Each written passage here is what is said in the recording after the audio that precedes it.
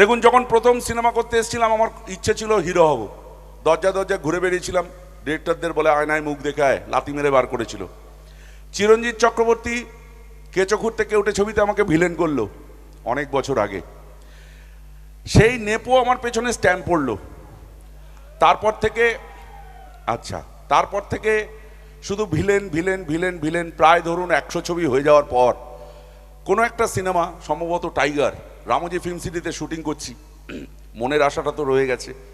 স্বপন সাহা শ্রদ্ধেয় ডিরেক্টর, তার সঙ্গে বসে দুপুরবেলা ভাত খাচ্ছি, আর কেউ নেই আশেপাশে।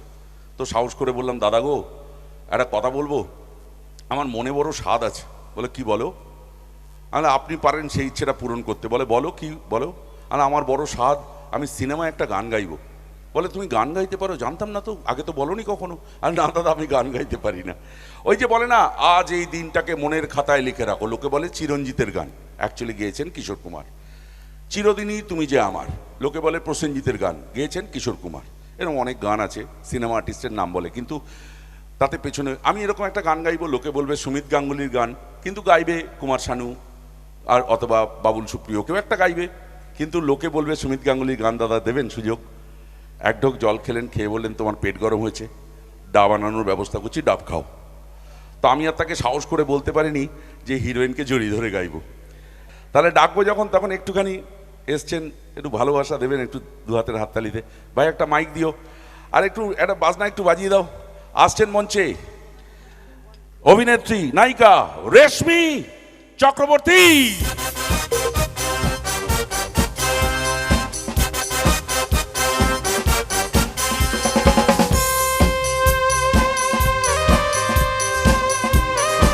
হাজির মঞ্চে জোরে হাততালি রেশমি চক্রবর্তী। মাইকটা দে। ওই আই অপু। নমস্কার।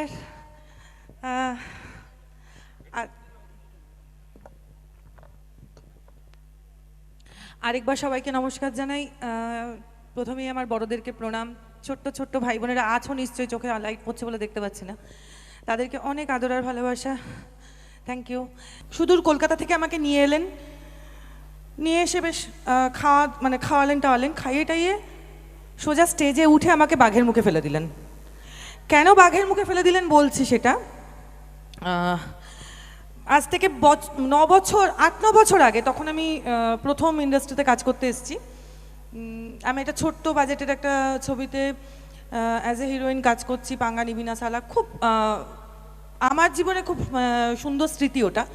তো ওটার অনেক জায়গায় শুটিং হয়েছে, নর্থ বেঙ্গলে শুটিং হয়েছে, আসামে শুটিং হয়েছে, মেদিনীপুরেও শুটিং হয়েছে, মানে মন্দারমণিতে শুটিং হয়েছে। এবং মন্দারমণির শুটিং আমি কোনোদিনই ভুলবো না, ওটা মনে রাখার মতো শুটিং হয়েছিল। হ্যাঁ, ওটা তো মনে রাখার মতো হবেই। কেন? ওটা মন্দারমণির ছোট ছোট ঢেউ। ওর নতুন হিরো, ও নতুন হিরোইন প্রথম এসছে, তাতে ও দেখেছে তো তাতে হাফ প্যান্ট পরেছে, স্যান্ডো গেঞ্জি পরেছে ওর হিরো, ও পরেছে তাই। দুজনকে জড়িয়ে চটকে ওই ঢেউয়ের মধ্যে শুয়ে গড়ি গড়ি একবার এদিকে যাচ্ছে, গড়ি গড়ি একবার এদিকে আসছে। ওইটা তো সব চাইতে বেশি ভালো লাগবে। হ্যাঁ, আমি একটা জিনিস বুঝতে পারছি না, উনি এটা মুখস্থ করে রেখেছেন কেন? এটা কি ওনার কাজ? জ্বালা। কিসের জ্বালা? ওই একটাই জ্বালা, মানে সালা হিরো দেখলেই চপটে ধরবে। আর আমাদের বেলা জুতোর বাড়ি। কেন রে ভাই, সপ্তাহে 7টা দিন, 6 দিন থাক হিরোর সঙ্গে, একটা দিন আমাদের দিয়ে, তাহলে আর ঝামেলা থাকে না, অশান্তি থাকে না, মারামারি থাকে না, কিচ্ছু থাকে না। এইটা হয় নাকি? এটা হয় না বলেই তো এত কিছু। তো যাই হোক, এখানে উনি অর্ধেক দেখিয়ে দিলেন। তো সেই সিনেমাতেই, মানে সিনেমার শুটিংয়ের লাস্ট দিন আমাকে ডিরেক্টর বলল যে আজকে ভিলেন আসবে। ঠিক আছে, আমি নতুন হিরো, নতুন ভিলেনও সেরকমই কেউ নতুন হবে আর কি, মানে তখনও আইডিয়া ছিল না যে আমাদের ইন্ডাস্ট্রিতে খুব একটা নতুন ভিলেন হয় না। দরজা খুললো, ব্রহ্মদৈত্যের মতো ঢুকলেন। আমি অর্ধেক মানে দেখেই আদমরা হয়ে গেছি।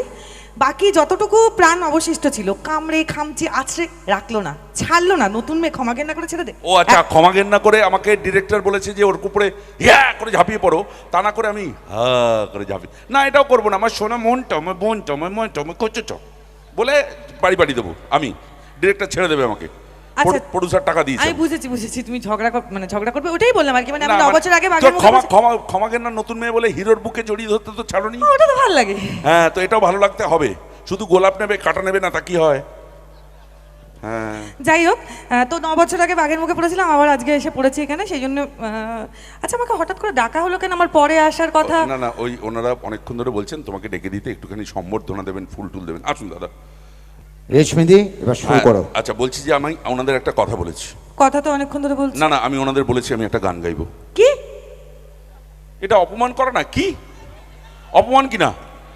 একটা সিম্পল বলেছি আমি একটা গান গাইবো, এটাতে কি? আচ্ছা করার কি ঠিক আছে, হলো? আমিও সিম্পল উত্তর দিচ্ছি। সামনে বোধহয় সাউন্ড দাদা আছে, পেছনে এত ভালো মিউজিশিয়ান দাদারা আছে। হ্যাঁ, ওনারা অলকা ইয়াগনিক মারাত্মক, কুমার ছেড়ে সঙ্গে দাও। গাও আমার বাজায়। দেখলে হাত পা কাঁপতে আরম্ভ করে দেয়। আর তোমার হাতে মাইক আছে, গান গাও, আমায় বলছো না, কেন? আমি ওনাদের বলেছি আমি একটা প্রেমের গান গাইবো। এটা আবার সেকেন্ড টাইম অপমান করছে দাদা, আপনারা কিছু বলবেন না? আমি অপমান করিনি, মানে ব্যাপারটা হচ্ছে দেখো, আমি না শুধু সবাই আসছে, এটা কারণ আছে তার। কি কারণ? প্রেমের গান সবাই জানে, এখানে কারা গায়? হিরো হিরোইন গায়। তো হিরোইন তো আছে। তুমি কি? আমি তো হতেই পারে। না, পারে না। কেন পারে না? পারে না, খুব লজিক দিয়ে বুঝতে হবে।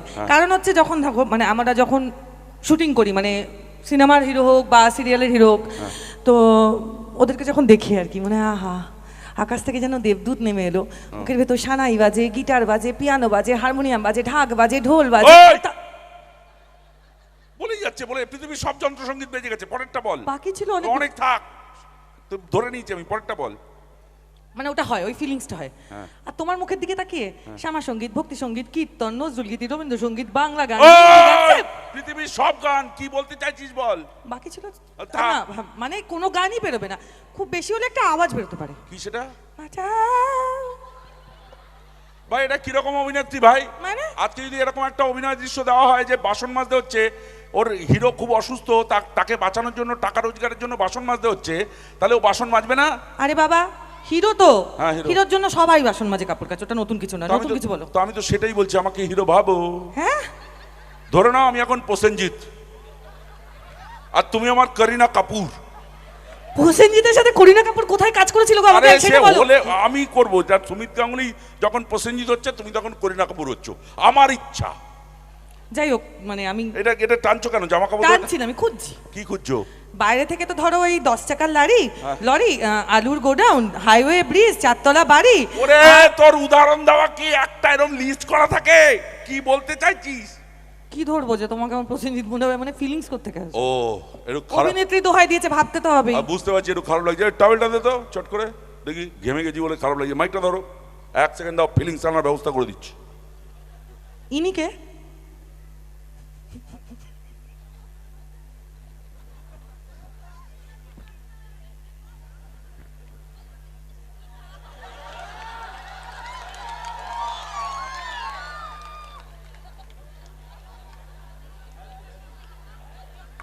ফিলিংস এসছে? না, উল্টে একটা প্রশ্ন এসছে। কি? ধরো তুমি তো আমাদের ইন্ডাস্ট্রির প্রায় সেই প্রাগৈতিহাসিক যুগের একজন বয়োজ্যেষ্ঠ আর্টিস্ট, তোমার চুলটা এখন অরিজিনাল। তোর বাবারটা অরিজিনাল, বাড়ি গিয়ে দেখবি। মাইক পর্যন্ত চাচ্ছে। ফিলিংস এসছে? না। এবার যেটা করবো 100% আসবে। আবার কি? এই কোনটায় যাও, কেন? এই যাও, আমি একটা জিনিস করছি, 100% ফিলিংস আসবে। ভালো করে আমাকে ফলো করো। হ্যাঁ, এই দেখো, বাস এই কোণ থেকে ওই কোণ পর্যন্ত আমি হেঁটে যাব, মনে হয় প্রসেনজিৎ হেঁটে যাচ্ছে। গিয়ে কথা বলবো, মনে হয় প্রসেনজিৎ কথা বলছে। না, হয় না। ফিলিংস দেখো, এই ভুড়ি একটু ভেতরে যাও, এই দেখো প্রসেনজিৎ যাচ্ছে, দেখো।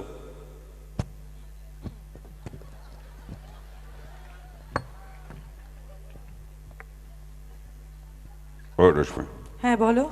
I love you. না না, আমি লেবু খাই না। ও রেশমি, হ্যাঁ বলো। I love you. বললাম তো আমি লেবু খাই না। এই হারামজাদি এদিকে আয়। এটা কি হলো? এইটা কি হলো? কোনটা? প্রসেনজিৎ চট্টোপাধ্যায়ের প্রায় 330টা ছবি হয়ে গেছে, সেটা কোঅর্ডিনেট জঘন্যভাবে ডাকে। এটা প্রসেনজিৎটাকে নিয়ে, এটা সুমিত গাঙ্গুলি ডাকলো। এই মা, এটা প্রসেনজিৎ হলে? তো প্রসেনজিৎ হয়ে তো মিষ্টি করে বললাম I love you, I love you. আমিও তো বললাম আমি লেবু খাই না, আমি লেবু খাই না। আই, হিরোরা কি সুন্দর মিষ্টি করে হিরোইনদের বলে না আই লাভ ইউ। বুঝেছেন কেন ভিলেন হয়েছে? ওটা আই লাভ ইউ নয়, ওটা গো বলে দিয়েছে I love you. I love you too. হ্যাঁ, জোরে চিৎকার চাই ভাই। আগে হিরোইন আই লাভ ইউ বলেছে, পরে hero I love you too বলেছে। গান এটা চিটিং গাও। ছিল, এটা চিটিং ছিল। না, চিটিং নেই, গান গাও। আমি জানি না গান, একদম সোজা কথা ওসব বলে। বিশ্বাস করি না। সমস্ত হিরোইনরা মঞ্চে আসে, ভালো আছেন তো, ভালো আছেন তো, ভালো আছেন তো বলেই গান গায়। ঠিক আছে, আমি বলিনি, তবুও আমি জানি না। আমি বিশ্বাস করি না। এই তোমার চুল গোপ দাড়ি দিব্যি এই! ঝরে যাবে। তোর নিজের চুলের দিব্যি খা। তুমি গান জানো না? সত্যি জানি না। এখানে এত মানুষ, যা মানুষ আছে, একটা সিনেমা পুরো হিট হয়ে যাবে। আজকে এত সুন্দর একটা সুপারহিট সিনেমার আমি আজকে হিরো, কোনো হিরো নেই, ক্যালান খাওয়ার ভয় নেই। সুতরাং গান আমি গাইবই। কুত্তা, আমিও গান যাই না, তুমিও গান যাও না। আমি কুত্তার গলায় গাইবো, তুমি কুত্তির গলায় গাও। হ্যাঁ, সত্যটা হচ্ছে প্রেমের গান তো? প্রেমের গান। তুমি কে? আমি প্রসেনজিৎ। আচ্ছা, আমি কে? করিনা কাপুর। তো-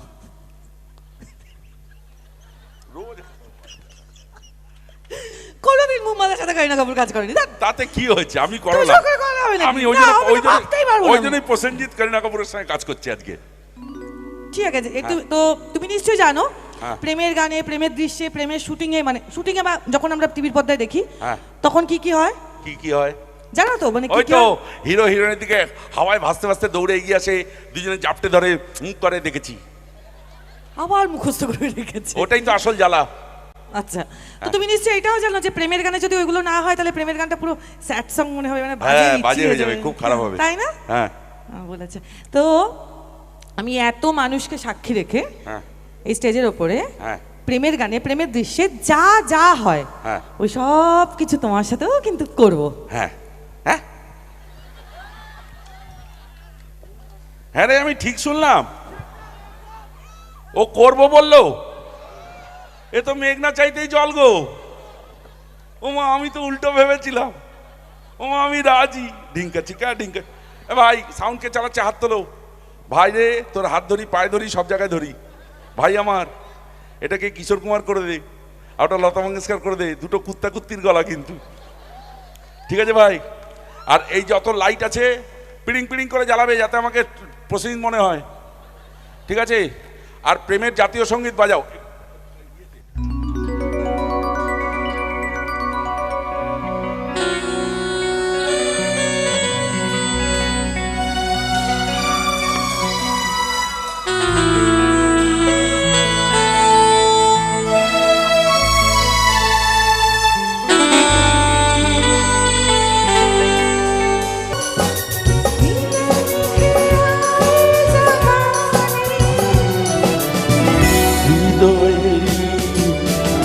সব কবিতা জোরে পড়ে ছন্দ তারে,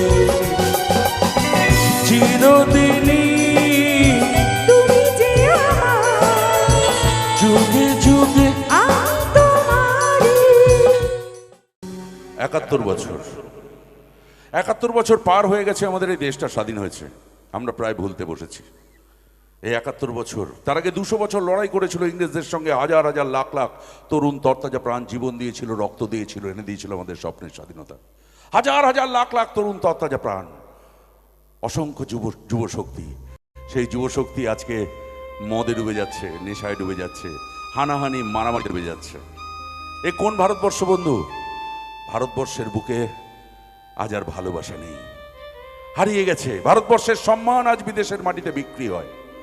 ভারতবর্ষের প্রত্যেকটি মানুষের বিবেক আজ পাগল, পাগল হয়ে ঘুরে বেড়াচ্ছে রাস্তায় রাস্তায়। অসংখ্য অসংখ্য তার উদাহরণ আমরা দেখতে পাই রাস্তায়। ভারতবর্ষের ঘরের বোন লজ্জা প্রতি 28 মিনিটে একটা ধর্ষিত হচ্ছে, লজ্জাহানি করা হচ্ছে। আর লজ্জারা গলায় দড়ি দিয়ে বিষ খেয়ে আত্মহত্যা করছে, মারা যাচ্ছে।